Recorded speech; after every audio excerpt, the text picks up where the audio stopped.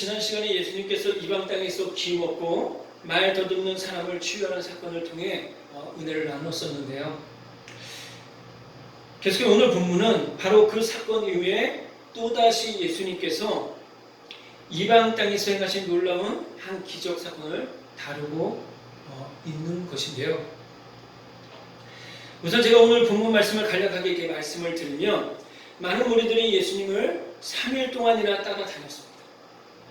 그런데 한 가지 큰 문제가 생긴 거예요. 그 문제는 예수님을 따라다닌 이 많은 무리들이 먹을 것이 없어 굶주리는 일이 발생하게 된 것입니다. 그래서 그들을 불쌍히 여긴 예수님께서 제자들에게, 얘들아, 내가 저들을 굶겨서 그냥 보낼 수 없을 것 같은데 어떻게 했으면 좋겠니? 라고 물으셨다는 거예요. 그때 제자들이 뭐라고 대답을 하냐면요, 아니 예수님, 이 광야에서 어떻게 그 많은 떡을 구할 수 있겠어요? 그건 도저히 불가능한 일이라고요, 라고 대답을 했다라는 것이죠. 그러자 예수님이 다시 제자들에게 물으시는 겁니다. 너희에게 떡이 몇 개나 있니?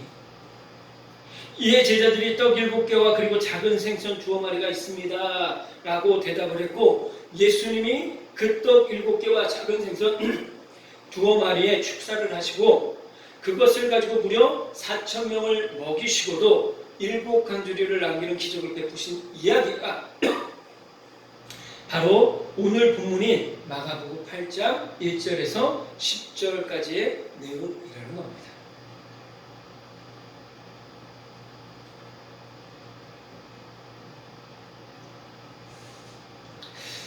자, 그런데 여러분, 예수님이 떡 7개와 물고기 2마리를 가지고 4,000명을 먹이신 이 기적의 이야기에서 우리가 중요하게 보아야 하는 것이 있는데요. 바로 이 기적이 이스라엘 땅이 아닌 이방 땅에서 일어났다는 사실입니다. 아니 그게 뭐가 중요하다는 거지? 라고 혹 생각하시는 분이 계실지 모르겠어요. 그래서 제가 지금부터 왜 이방 땅에서 이 7공이어의 사건이 일어난 것이 중요한 것인지를 자세하게 설명을 해드리도록 하겠습니다. 자, 그 전에 여러분 한 가지 물어보겠습니다. 여러분, 성경에서 이방 땅은 어느 지역을 말하고 있는 걸까요? 네, 그렇습니다. 성경에서 말하는 이방 땅은요, 말 그대로 복음이 들어가지 않는 지역을 말하는 거예요. 즉 다시 말해 예수님을 전혀 모르는 사람들이 사는 지역을 통틀어서 이방 땅이라고 말한다는 겁니다. 그런데 놀랍게도 성경은 오늘 우리에게 말하기를 예수님을 전혀 모르는 그 이방 땅에서 다름 아닌 예수님을 만나기 위해, 그리고 예수님의 말씀을 듣기 위해 사람들이 무려 4,000명이나 모였다라고 말하고 있다는 거예요. 그리고 더 놀라운 것은 그 많은 사람들이 하루도 아니고 3일 동안이나 예수님을 따라다녔다는 것입니다. 놀랍지 않으세요? 여러분, 사실 더 놀라운 사실이 뭔지 아십니까? 성경은 4,000명만 기록하고 있지만요, 당시에는 여자와 아이들은 카운트를 하지 않았다는 사실이에요. 오직 남자만 카운트를 했다는 겁니다. 무슨 말이에요? 당시 예수님을 만나기 위해 따라온 사람들이 그냥 한 가정에 3명만 잡아도 대략 얼마예요? 12,000명이나 되는 큰 무리가 예수님을 만나기 위해 모였다는 거예요. 아니, 2사람만 잡아도 무려 8,000명이나 되는 사람들이 예수님을 만나기 위해 모였다는 겁니다. 그 모인 곳이 어디라고요? 복음이라고는 전혀 들어보지도 못했고 그로 인해 예수님이 어떤 분인지 관심조차도 없는 이방 땅에서 이 놀라운 사건이 일어났다는 겁니다.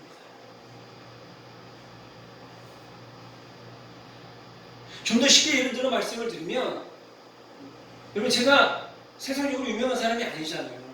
근데 제가 중앙동에 가서 여러분 제가 왔습니다 그러면 사람들이 모여들까요? 안 모여들죠. 뭐 저를 아는 사람이나 올까? 제가 왜 저러지? 이러면서 올까? 모여들지 않아요. 그런데 여러분 요즘에 가장 핫한 인물이 누구예요? 뭐 예를 들어서 뭐 이거 어디죠?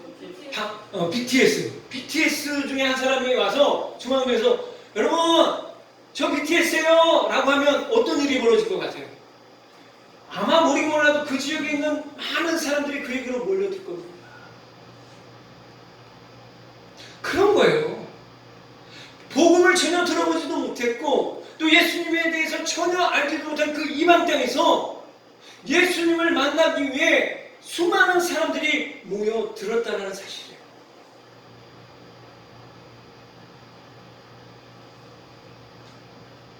자, 그렇다면 어떻게 예수님의 이름을 단 한 번도 들어보지도 못하고 더 나아가 예수님이 누구인지에 대해 전혀 관심조차도 없는 이 이방 땅에서 어떻게 이토록 수많은 무리들이 예수님을 보기 위해 모여들었냐는 거예요. 여러분, 과연 그 이유는 무엇 때문이었을까요? 우리가 이 사실을 알기 위해서는 예수님이 적은 떡과 물고기로 4,000명을 먹이신 이 사건이 이방 땅 어디에서 일어났는지를 알 필요가 있다는 겁니다. 오늘 본문에는 그 지역이 어디인지는 안 나와 있고요. 어디에 나와 있냐면 지난주에 본문인 7장 31절을 보면 그곳이 어디인지를 말해주고 있습니다. 제가 읽어드리겠습니다. 예수께서 다시 두로 지방에서 나와 시돈을 지나고 데가볼리 지방을 통과하여 갈릴리 호수에 이르시매. 자, 이 말씀에 보면 예수님께서 두로 지방과 시돈을 지나고 데가볼리 지방을 통과해서 갈릴리 호수에 이르렀다고 기록하고 있습니다. 그런데 여기서 말하는 갈릴리 호수는요, 갈릴리 호수 동편에 있는 지역을 말하고 있는 것인데요. 당시 지도를 보면 갈릴리 호수를 기준으로 서쪽에는 유대 갈릴리가 있었고 동쪽에는 이방 갈릴리가 있었다라는 거예요. 그러니까 무슨 말이냐면 예수님은 여전히 이방 땅에 머무르고 계셨고 그곳에서 계속해서 사역을 하고 계셨음을 말하고 있다는 겁니다. 그런데 이 말씀에 보면 데가볼리라는 지역이 나오잖아요. 그죠? 데가볼리라는 지역이 나오잖아요. 이 데가볼리라는 지역은 원어로 보면 데카폴리스인데 여기서 폴리스는 도시를 말해요. 그리고 데카는 숫자 10을 말하는 겁니다. 그래서 10개의 도시가 모여있는 큰 지역이 바로 데가볼리 지역이다라는 겁니다. 그러니까 예수님께서 4,000명의 무리를 먹이신 이 7병 이하의 기적을 베푸신 곳이 정확하게 어디인지는 모르지만 이 데가볼리 지역 중 한 곳이었다라는 겁니다. 그런데 여러분, 놀라운 하나님의 섭리가 뭔지 아세요? 마가복음 5장에 보면 예수님께서 무덤 곁에서 살아가던 군대 귀신 들린 사람을 고쳐주신 일이 있었거든요. 혹시 기억나세요? 그래서 그 군대 귀신들을 돼지 2,000마리에 들어가서 돼지떼가 몰살하는 그 사건 기억나시죠? 네. 그 지역도 바로 데가볼리 지역도 한 곳이었다는 것입니다. 근데 그 당시 고침을 받은 이 사람이 자신에게서 귀신을 내쫓아 주신 예수님이 너무나도 고맙고 감사한 거예요. 그리고 그 마음 안에 예수님을 향한 감격의 마음이 있었던 거예요. 그래서 예수님을 쫓아다니기를 원했다는 것이죠. 지금 예수님의 제자가 되기를 원했다는 거예요. 그런데 그때 예수님이 그 사람에게 뭐라고 말씀하냐면 그래 그럼 나를 따라와 내 제자가 되려 이라고 말씀하신 것이 아니라 네 가족에게 돌아가서 지금 네가 그 경험한 것을 전하라고 말씀하셨다는 거예요. 그때 고침을 받은 이 사람이 어떻게 했는 줄 아십니까? 예수님께 받은 그 은혜와 사랑에 너무나도 감사하고 감격해서 자신의 가족에게 뿐만 아니라 데가볼리 지역을 돌아다니면서 예수님을 전했다는 거예요. 그 감격의 마음을 도저히 내 가족에게만 전할 수가 없었던 거예요. 그 예수님에 대해서 다른 누군가에게 전하지 않으면 안 됐던 거예요. 그러니까 가족을 넘어서 데가볼리 지역에 돌아다니면서 예수님을 전했다는 겁니다. 그 내용이 마가복음 5장 20절에 아주 분명하게 기록이 되어 있는데요. 우리 같이 한번 읽어볼까요? 시작. 그가 가서 예수께서 자기에게 어떻게 큰일 행하셨는지를 데가볼리에 접하니 모든 사람이 놀랍게 여기더라. 아멘. 그러니까 여러분 무슨 말이에요? 복음이 전혀 들어가지 않았던, 그래서 예수님이 어떤 분이신지에 대해 전혀 관심이 없던 그 이방 땅에 예수님께 고침을 받은 이 한 사람으로 인해서 예수님에 대한 이야기가 이방 사람들의 귀에 들려지기 시작했다는 거예요. 다시 말해 이방 땅에 복음이 전해지기 시작했다는 사실입니다. 그리고 어느 날 예수님이 데가볼리 지역에 다시 오셨다는 소문이 들리자 예수님을 보기 위해, 그리고 만나기 위해 수많은 이방 사람들이 예수님께로 모여들었다는 겁니다. 그리고 그 결과 예수님이 적은 떡과 물고기로 4,000명을 먹이시는 기적이 일어날 수 있었다는 거예요. 이전에 예수님을 전혀 믿지 않는 이방 땅에서 예수님을 만나려고 4,000명 이상의 수많은 사람들이 모이는 기적의 밑거름이 된 것은 다름 아닌 예수님께 고침을 받은 군대 귀신 들렸던 그 한 사람 때문이었다는 겁니다. 다시 말해 그 한 사람의 변화가 이 기적의 밑거름이 되었다는 사실이에요. 사랑하는 여러분, 그러하게 무엇보다도 한 사람이 중요하다는 거예요.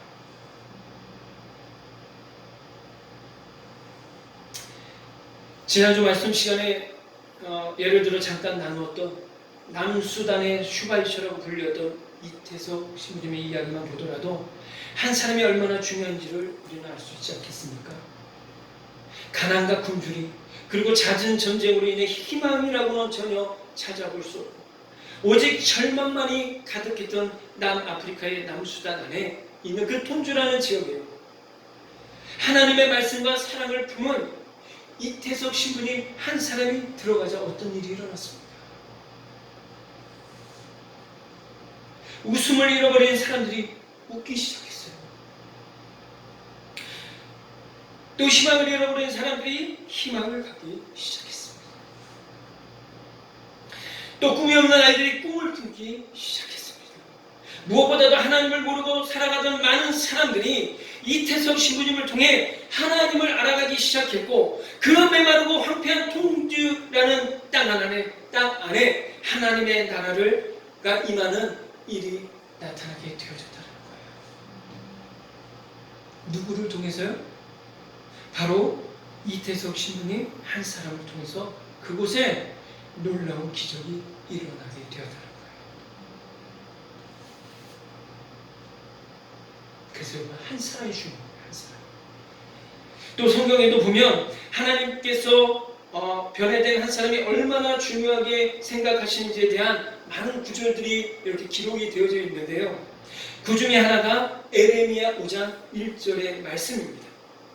제가 읽어드릴 테니 잘 들어보세요. 너희는 예루살렘 거리로 빨리 다니며 그 넓은 거리에서 찾아보고 알라. 너희가 만일 공의를 행하며 진리를 구하는 자를 한 사람이라도 찾으면 내가 이 성을 용서하리라. 아멘. 여러분, 이 말씀이 무슨 의미인지 아시겠습니까? 바로 이런 의미인 거거든요. 잘 들어보세요. 남유다가요 끊임없이 하나님 앞에서 범죄함으로 말미암아 하나님의 진노를 사게 됩니다. 하지만 그럼에도 불구하고 하나님께서는 남유다가 다시 회개하고 돌아오기를 끊임없이 기다려 주십니다. 하지만 남유다는요, 회개하고 돌아오기는커녕 계속해서 하나님 앞에서 범죄하는 모습을 보이게 됩니다. 결국 하나님은 바벨론이라는 나라를 통해 남유다를 멸망시키시고 결심을 하시게 된다는 거예요.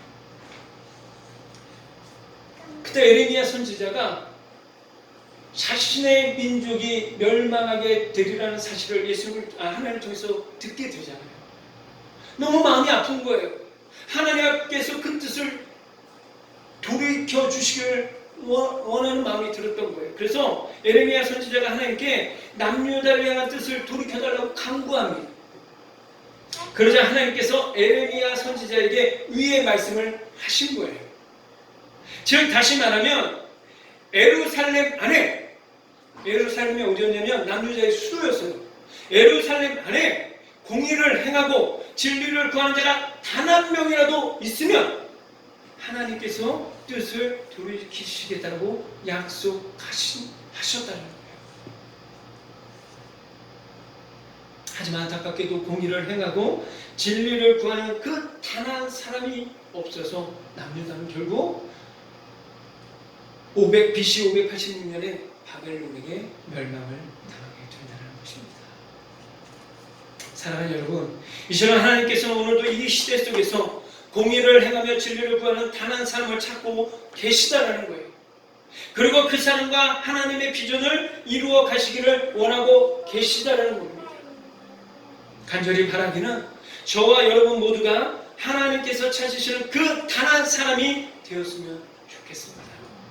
그래서 하나님의 영광 위에 온전히 쓰임받는 복된 믿음의 삶이 되시기를 간절히 주님의 이름으로 부탁드립니다.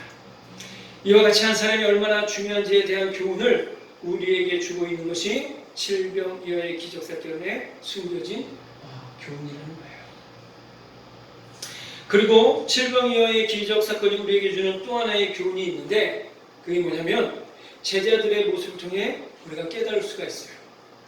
이게 무슨 말인지 이해하기 위해서는 몇 주 전에 우리가 마가복음 6장에서 보았던 오병이어의 기적과 오늘 본문의 칠병이어의 기적을 비교해 보아야만 합니다.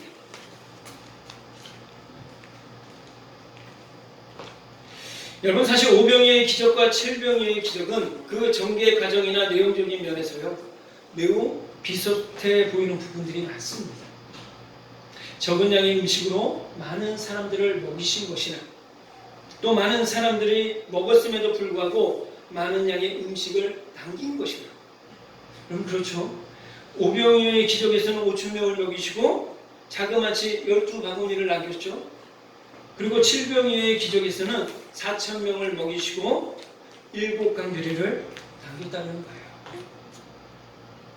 그리고 결정적으로 예수님께서 두 사건 모두 나타내신 기적이라는 면에서 두 사건은 매우 비슷한 기적 사건임에는 분명하다는 겁니다. 하지만 이 두 사건의 결정적인 차이가 있는데 그게 뭐냐면, 첫째, 오늘 본문의 칠병이어의 기적이 이방 땅에서 일어난 사건이라면 오병이어의 사건은 이스라엘 땅 안에서 일어난 사건이라는 겁니다. 즉 예수님께서는 하나님 나라와 예수님은 누구신가에 대한 깨달음과 교훈을 유대인들에게 주시기 위해 오병이어의 기적을 이스라엘 땅 안에서 나타내신 것이라면 오늘 본문의 칠병이어의 기적은 유대인들을 비롯한 모든 이방 사람들에게 동일한 깨달음과 교훈을 주시기 위해 이방 땅에서 행하신 기적 사건이라는 것입니다. 그리고 두 사건의 또 다른 차이점은 바로 두 사건 속에 나타난 제자들의 반응입니다. 자, 그렇다면 어떤 차이가 있는지 먼저 오병이어의 사건을 먼저 한번 보도록 하겠습니다. 여러분, 오병이어의 사건을 보면 제자들이 먼저 예수님에게 와서요 뭐라고 얘기하냐면 사람들이 굶는 것에 대해 적극적으로 걱정을 했다는 거예요. 그래서 예수님 옆에 이렇게 말씀을 했다는 거죠. 마가복음 6장 35절에 36절 말씀입니다. 때가 저물어가며 제자들이 예수께 나와 여짜오되 이곳은 빈들이요 날도 저물어가니 무리를 보내어 두루 총과 마을로 가서 무엇을 삼게 하옵소서. 여러분, 제자들의 이런 모습 속에서 무리들을 향한 강한 긍휼의 마음이 느껴지지 않으십니까? 사랑의 마음이 느껴지지 않으세요? 분명한 것은 굶고 있는 무리들을 향한 제자들의 이러한 긍휼의 마음이, 사랑의 마음이 예수님으로 하여금 오병이어의 기적을 나타내게 했다라는 겁니다. 그런데 여러분, 놀랍게도요 오늘 본문에 기록된 칠병이어의 사건을 보면은요 오병이어 사건 때와 똑같이 예수님을 따르는 수많은 사람들이 굶고 있는 모습을 제자들이 보았거든요. 그런데 이상하리 많지 오병이어 사건 때와는 너무나도 다르게 제자들은 굶고 있는 그 수많은 사람들을 보면서 국륜의 마음을 가지고 적극적으로 그들을 돌아보기보다는 오히려 냉담하고 무관심한 모습으로 반응했다는 겁니다. 오늘 본문 4절 말씀이 그 사실을 명확하게 말해주고 있는데요. 제자들이 대답하되 이 광야 어디서 떡을 얻어 이 사람들로 배부르게 할 수 있으리까? 여러분 이게 무슨 말인 것 같아요? 제자들의 이 말투 속에서 무엇이 느껴지십니까? 국민의 마음이 느껴지세요? 사랑의 마음이 느껴지십니까? 이런 의미인 거예요. 주님, 이 강야 어디에서 이 많은 사람들을 먹을 수 있는 음식을 구할 수가 있겠어요? 그건 불가능한 거예요. 그러니까 괜한 일에 힘빼지 마시고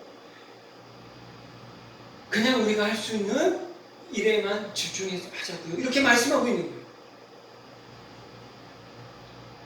자, 그렇다면 왜 제자들은 오병이어 사건 때는 국률의 마음을 가지고 굶고 있는 무리들에게 어떻게든 음식을 먹게 하기 위해 적극적으로 행동을 했으면서도 왜 오늘 본문에서는 이와는 반대로 굶고 있는 무리들을 향해 냉담함과 무관심의 모습을 보인 것일까요?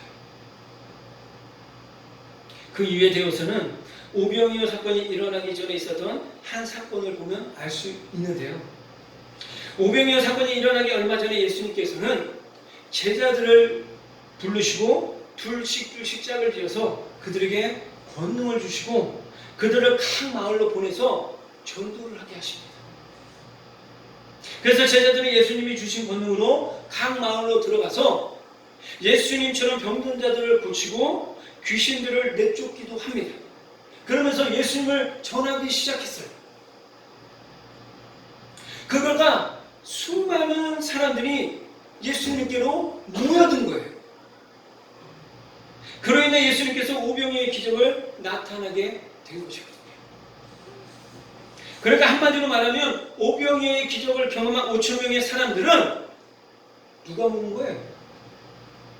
제자들이 전도해서 모이게 한 것이라는 거예요. 그러니 자신들로 인해 예수님께로 모여든 수많은 무리들을 보면서 제자들의 마음이 어떻겠어요? 굉장히 뿌듯했겠죠. 막 자부심도 느꼈겠죠. 이 사람들이 우리가 전도해서 모인 사람들이야. 대단한데? 이렇게 막 뿌듯해하지 않았겠어요? 그래서 제자들은 그들이 굶는 모습을 볼 때 누구보다도 음식을 먹게 하기 위해 행동을 했던 거예요. 반면 이에 반해서 이방 땅에서 일어났던 질병의 기적을 경험했던 4,000명의 사람들은 결정적으로 누구를 통해 모이게 된 거예요? 바로 군대 귀신 들렸었지만 예수님을 통해 고침을 받은 그 한 명의 무명의 사람을 통해서 그 수많은 무리들이 예수님께로 모이는 밑거름이 된 것 아니겠습니까? 그렇죠? 그러다 상대적으로 질병의 사건 속에서는 제자들은 자신들이 아무것도 한 것이 없는 것처럼 느껴지지 않았겠어요? 상대적으로 굉장히 초라하게 느껴졌겠죠. 그래도 우리가 예수님의 12째 되는데.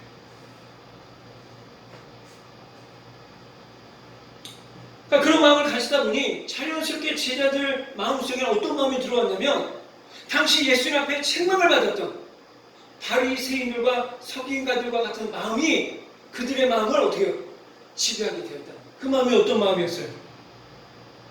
시기함과 질투심.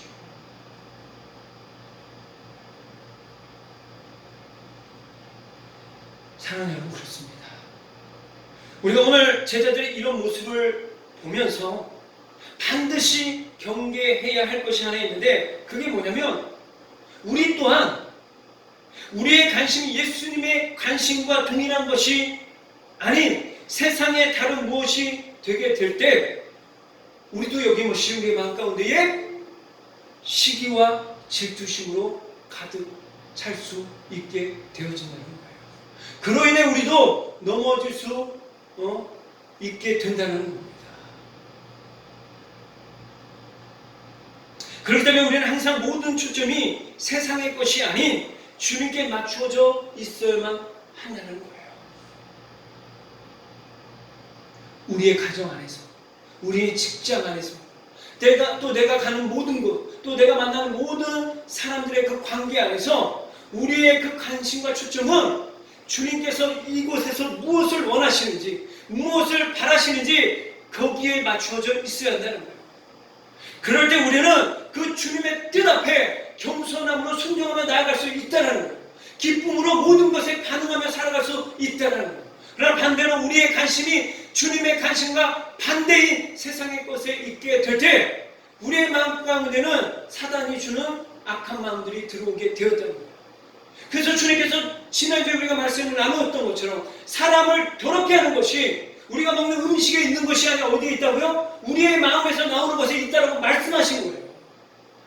그래서 우리는 마음을 무엇보다도 지켜야 돼요. 그 마음을 지키기 위해서 어떻게 해야 된다고요? 주님 앞에 초점을 맞추어야 한다는 거예요. 그래야만 우리는 이 혼란한 시대 속에서 무엇이 주님의 뜻인지, 또 주님께서 무엇을 기뻐하시는지를 온전히 구별하며 살아갈 수 있다는 겁니다. 사랑하는 여러분, 간절히 바라기는 항상 우리의 시선이 주님께만 머무르기를 간절히 소망합니다. 그래서 이 땅을 하나님 나라의 백성으로 살아가는 동안 주님께서 기뻐하시는 뜻이 무엇인지를 온전히 깨닫고 그 가운데 온전히 기쁨으로 순종하며 살아가는, 그래서 우리의 삶을 통하여 이 어두운 세상 속에 하나님의 나라가 임하는 놀라운 역사가, 기적이 일어나는 그런 믿음의 삶이 되시기를 주님의 이름으로 간절히 축복합니다.